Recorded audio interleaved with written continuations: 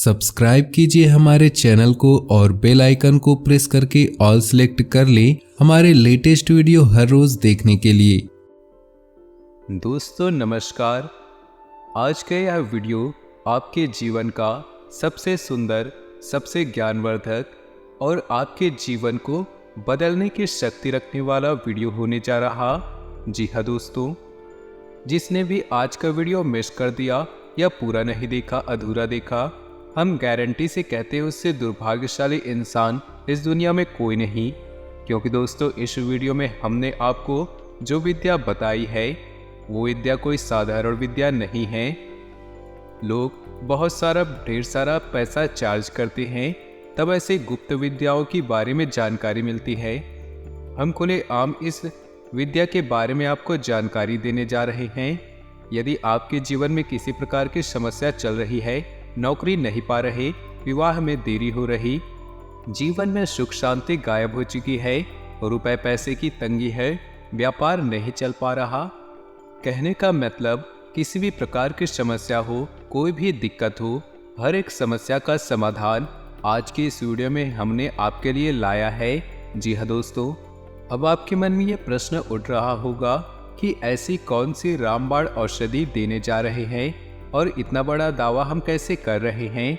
तो दोस्तों, हम केवल हवाबाजी वाली बातें नहीं कर रहे, हम आपको इस वीडियो में अपनी कही हुई बातों का संपूर्ण प्रमाण भी देंगे और यह साबित करके बताएंगे कि हम जो कह रहे हैं वो केवल बातें नहीं हैं, वह एक गुप्त ज्ञान है जो हर एक इंसान को ऐसे ही नहीं प्राप्त हो जाती। तो दोस्तों, आपको केवल वीडियो पूरा देखना है, शुरू से लेकर अंत तक वीडियो में बताई गई हर एक बात को अच्छी तरह से समझना है। और इस वीडियो में हम आपको कुछ ऐसी साधना के बारे में बताएंगे जिसे स्वयं हनुमान जी मानव रूप में आकर आपकी मदद करेंगे। जी हाँ दोस्तों, आपके जीवन की किसी भी समस्या का समाधान कर देंगे। फिर चाहे आपके ऊपर पितृदोष हो, ग्रह दोष हो, वास्तु दोष हो, किसी भी प्रकार की प्रेत बाधा हो, हर एक दुख का समापन हो जाएगा। क्योंकि इस संसार में हनुमान जी से बड़ी शक्ति कोई भी जीवित अवस्था में नहीं है। जी हाँ दोस्तों, हनुमान जी एकमात्र ऐसे देवता है जिन्हें जीवित अवस्था में माना जाता है, यानी कि वो आज भी इस धरती पर निवास करते हैं। तो हनुमान जी एक तो बल और बुद्धि के दाता है, महाशक्तिशाली देवता है। स्वयं प्रभु हनुमान जी, स्वयं प्रभु राम जी भी हनुमान जी का गुणगान करते हुए नहीं थकते। तो ऐसे महाशक्तिशाली, महादयालु, मंगलदायक देवता इस जब धरती पर स्वयं विराजमान हो रहे हैं, तो हम फिर अपनी मनोकामनाएं, अपने जीवन की छोटी छोटी लालसाएं और इच्छाएं पूर्ति के लिए इधर उधर क्यों भागे। हम हनुमान जी को ही प्रसन्न कर लेते हैं और उनसे ही अपनी मनोकामनाएं पूर्ण करवा लेते हैं। जी हाँ दोस्तों, लेकिन याद रखिए कि आप अपने मन में जो भी संकल्प ले, इस साधना को शुरू करने से पहले आपको एक विशेष मनोकामना है वो निश्चित करनी होगी। जी हाँ दोस्तों, इस साधना को करने की कुछ विधियां हैं और तरीके हैं। संपूर्ण जानकारी आपको बताएंगे। आपको इस साधना के बारे में हर एक बात पूरे विस्तार के साथ बताएंगे। और फिर भी आपके मन में कोई प्रश्न रह जाता है तो आप बिना संकोच कमेंट बॉक्स में पूछे। साधना बहुत सरल है दोस्तों, कठिन नहीं है, इसे आप आसानी से कर पाएंगे और इस साधना के पूर्ण होने से पहले पहले आपकी मनोकामनाएं पूर्ण हो जाएगी। लेकिन आपको एक बात का ध्यान रखना होगा कि आपकी मनोकामना न्याय संगत होनी चाहिए, सात्विक होनी चाहिए और वास्तविक होनी चाहिए। यानी कि आप ऐसी मनोकामना नहीं कर सकते कि आपको साधना पूर्ण होने से पहले पहले करोड़ों रुपए मिल जाए, आपको बहुत बड़ा बंगला मिल जाए जिसकी कीमत 10-20 करोड़ हो। आप समझ रहे हैं ना कि हम आपसे क्या कहना चाहते हैं। यानी कि आप एक प्रैक्टिकल इमेजिनेशन, वास्तविक मनोधारणा लेकर चलते हैं, तभी आपकी मनोकामनाएं पूर्ण हो पाएंगी। जैसे कि आपकी नौकरी नहीं लग पा रही है, आप मनोकामना बनाए कि हमारी नौकरी लग जाए। विवाह में देरी है तो मनोकामना बनाए कि विवाह जल्द से जल्द पूरी हो जाए। और इसी प्रकार किसी अन्य प्रकार की समस्या में उलझे हुए हैं तो बस उसकी मुक्ति के लिए अपने मन में विचार रखिए। हम गारंटी देते हैं कि आप इस साधना को पूर्ण नहीं कर पाएंगे, उससे पहले ही आपकी मनोकामना पूर्ण हो जाएगी या फिर कुछ ऐसे पुख्ता प्रमाणिक संकेत आपको मिल जाएंगे जिनसे आपको यह विश्वास हो जाएगा कि आपकी अब मनोकामना पूर्ण होने जा रही। जी हाँ दोस्तों, तो चलिए वीडियो की शुरुआत करते हैं। आज का वीडियो बहुत खास है दोस्तों। आपसे हमारा निवेदन है कि इस वीडियो को पूरा जरूर देखें, तभी आप इस वीडियो से न्याय कर पाएंगे, क्योंकि दोस्तों हम आपके लिए बहुत मेहनत करते हैं और सर्वोत्तम से सर्वोत्तम ज्ञान लाने की कोशिश करते हैं ताकि आपके जीवन में प्रामाणिक बदलाव हो। सैकड़ों हजारों लोगों के जीवन में बदलाव आ चुके हैं इन विधियों का प्रयोग करके। आपके जीवन में भी निश्चित तौर पर बदलाव आएगा, लेकिन इसके लिए आपको हम पर भरोसा करना होगा, अपने आप पर भरोसा करना होगा और अपने इष्ट अपने देव पर भी भरोसा करना होगा। यही सबसे आवश्यक है दोस्तों। तो चलिए दोस्तों वीडियो की शुरुआत करते हैं। इससे पहले आपसे वही एक हमारा आपसे निवेदन है कि पूरे कमेंट बॉक्स में पूरे भक्ति भाव के साथ जय भोलेनाथ, हर हर महादेव, ओम नमः शिवाय जरूर लिखे। साथ ही जय हनुमान, जय श्री राम अवश्य लिखे। तो इसलिए आप कमेंट बॉक्स में जय श्री राम और जय हनुमान भी जरूर लिखें ताकि हनुमान और श्री राम जी की कृपा भी आपके जीवन में आ सके। तो चलिए दोस्तों वीडियो की शुरुआत करते हैं। दोस्तों हम जानते हैं कि आपके जीवन में बहुत परेशानियां चल रही, बहुत सारे कष्ट हैं। कुछ लोगों के जीवन में तो सिर्फ अंधकार ही अंधकार दिखाई देता है, लेकिन दोस्तों अंधकार में ही प्रकाश की किरण कहीं न कहीं भगवान जरूर छोड़ देते हैं। बस देरी है तो उन्हें आंखें खोलकर पूरे भक्ति भाव के साथ प्रभु को स्मरण करके उस किरण की तलाश करने की। तो शायद आज का ये वीडियो और इसमें बताया गया साधना या उपाय वही किरण है जो आपको अंधकार से बाहर निकालने में आपकी मदद करेगा। दोस्तों हम जानते हैं कि आप अपने जीवन से कष्टों की मुक्ति के लिए कई उपाय किए हैं, कई सारे यूट्यूब पर वीडियो देखे हैं, कुछ लोगों की बातें सुनकर छोटे मोटे उपाय भी किए हैं, लेकिन कोई ज़्यादा बदलाव आपके जीवन में नहीं आया है। ऐसा इसीलिए होता है दोस्तों, कहीं न कहीं उपाय भी पूर्ण रूप से बतलाई नहीं जाती, आधे अधूरे उपाय बताए जाते हैं और कभी कभी उपाय तर्क संगत न्याय संगत नहीं होते, यानी कि शास्त्रों से निकाले गए नहीं होते, मन से बताए गए उपाय होते हैं। इसलिए वो उपाय सीधे तौर पर हमारे देवी देवता को समर्पित नहीं हो पाते, इसलिए इच्छाएं भी पूरी नहीं हो पाती। ऐसे में ये होता यही है कि साधक सच्चे मन से उपाय कर रहा है, उसे कोई परिणाम प्राप्त नहीं हो पाता और धीरे धीरे उसकी आस्था भगवान में, उसके धर्म में छेड़ होने लगती है। ऐसा लगता है कि शायद भगवान ही उसके जीवन में कष्ट दे रहे हैं, उन्हें परेशानियों से निकालना नहीं चाहते, इसलिए उपाय का कोई लाभ नहीं मिल पाता। वह तो कोई गलत कार्य कर नहीं रहा, फिर भी उसको इतनी परेशानियां क्यों हो रही? शायद भगवान ही उसके पीछे पड़े हुए हैं। लेकिन दोस्तों ऐसा कुछ भी नहीं।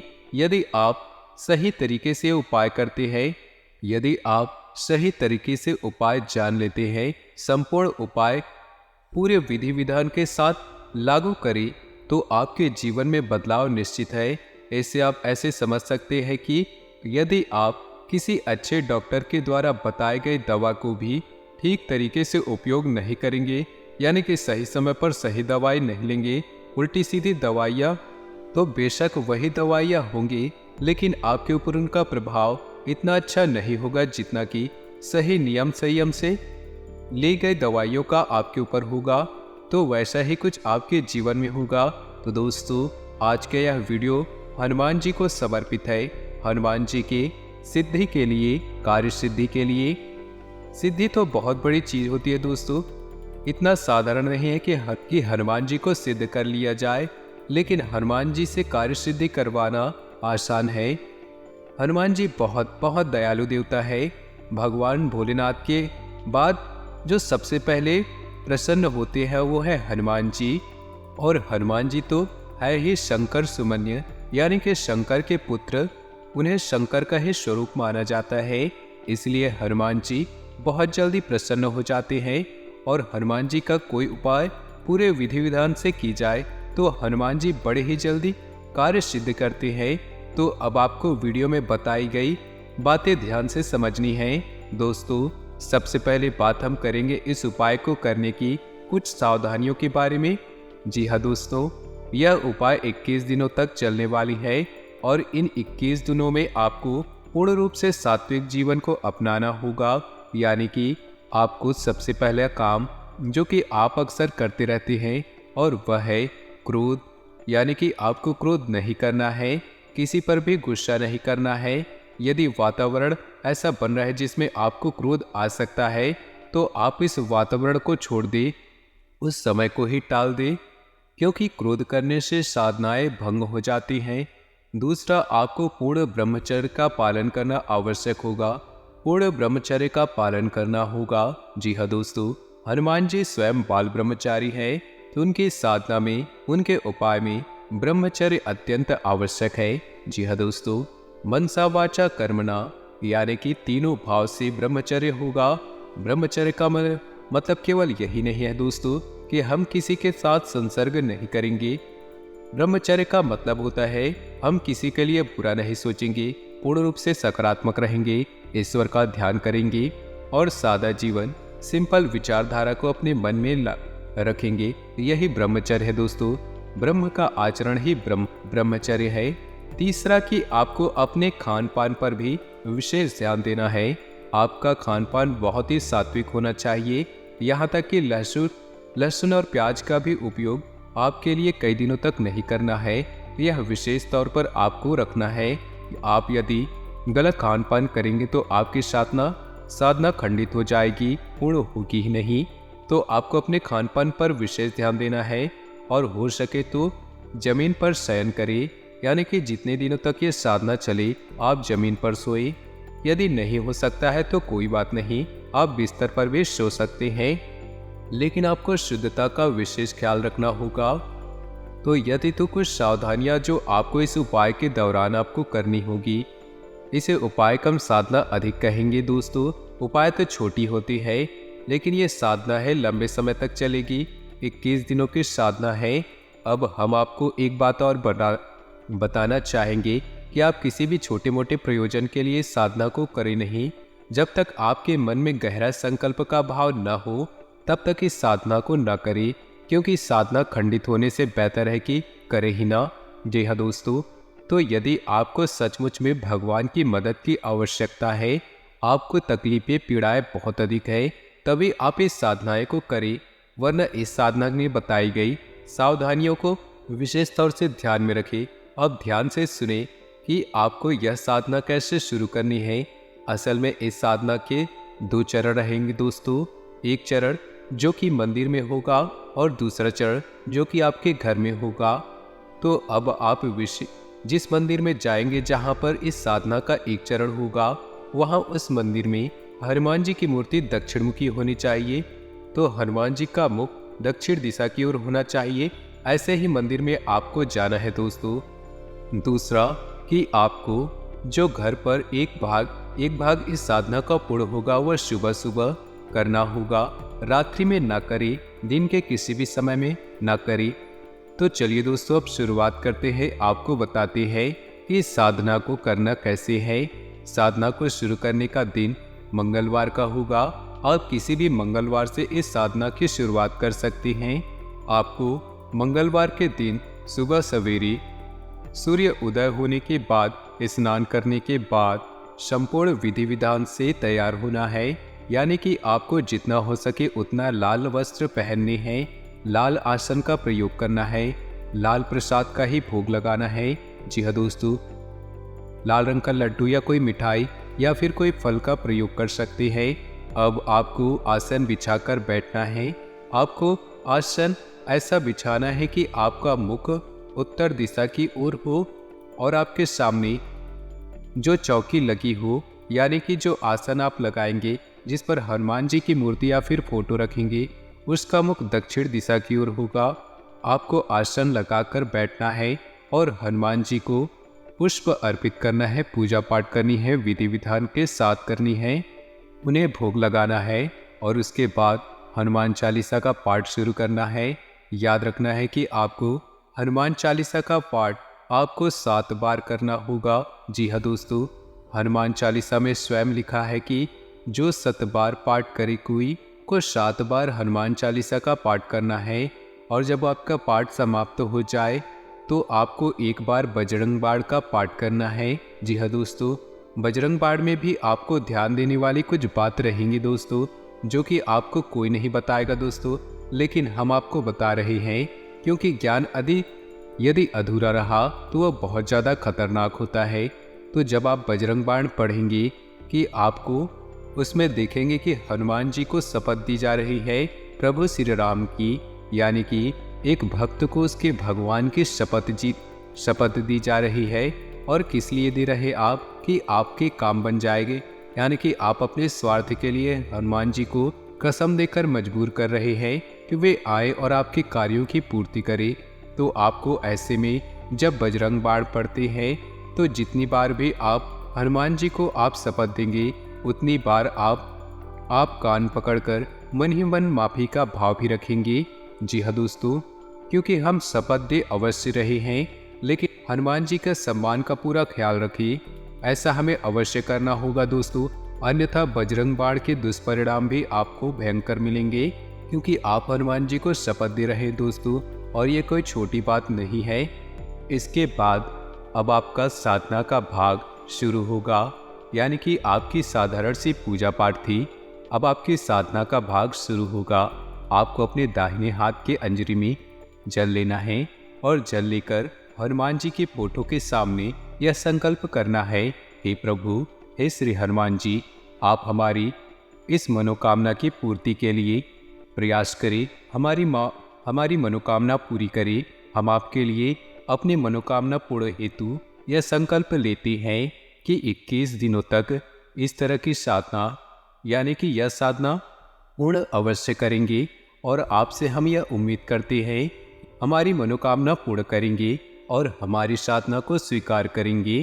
क्योंकि यदि आपने संकल्प नहीं किया और साधना कर डाली तो साधना का कोई प्रभाव नहीं रहेगा, क्योंकि संकल्प हमारे हिंदू धर्म में बहुत अधिक महत्व होता है।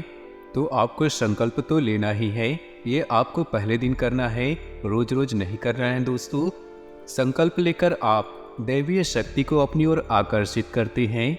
अब इसके बाद आपके घर की पूजा का भाग वह समाप्त हो गया।